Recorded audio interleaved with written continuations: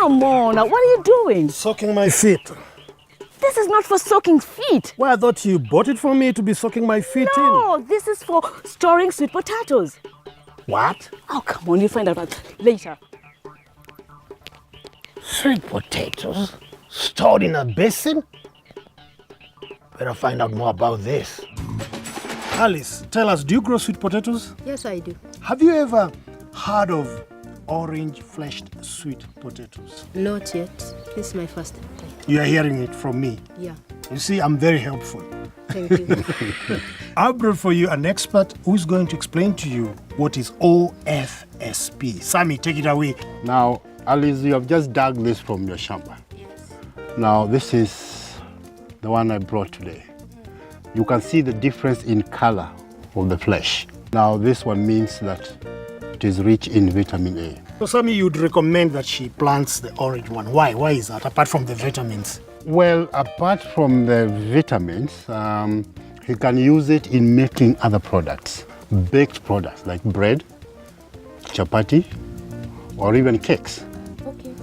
which are more nutritious for the young children. It's a good source of vitamin A. For the pregnant mothers who require a lot of vitamin A, this is cheaper source. Now, Alice, do you get a lot of rainfall around here? No, this is a semi-arid area. So, Sammy, with unpredictable rains, how can a farmer prepare to plant OFSP? Well, you have to make sure that you have your planting material ready when rain starts. What are these planting materials? You must have this ready so that when it starts falling, you have something to plant. I can see you brought for me a bucket to wash my feet in. Where's the soap and towel? No. You can use this to preserve roots after harvesting. You select medium-sized roots Yes. that you can store in the sand. What do you call that system? Well, we call it triple S. There is storage in the sand, and then the sprouting of the roots to give the planting material. Because if you just store them in the open, they'll get rotten, and you throw them away. When you are selecting your roots to store, make sure you select small and medium roots of good quality. You can use any old container as long as it doesn't have holes where pests might get in. Put newspaper on the bottom of the bucket. Arrange the sweet potatoes and cover with a layer of sand. Then repeat the process. Depending on the size of the bucket, you should be able to store 2 to 3 layers of potatoes.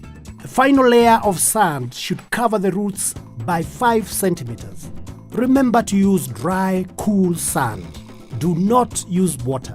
Store the bucket in a cool, dry place, away from pests and direct sunlight.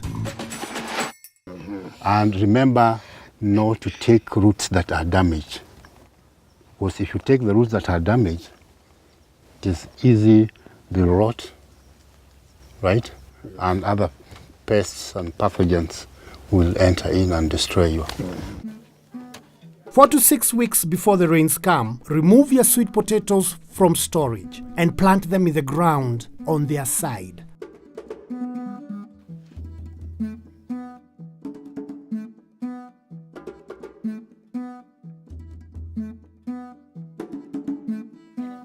They will sprout, and you can use the new vines as planting material.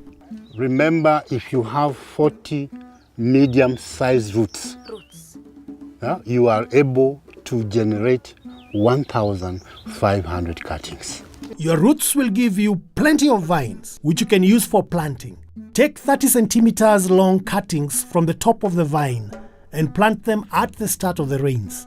Thank you so much, Sammy. Alice, I'm sure you're willing to try this. It's right now. Yeah, right now. Not tomorrow. Today. Today. Okay, thank you so much, Sammy.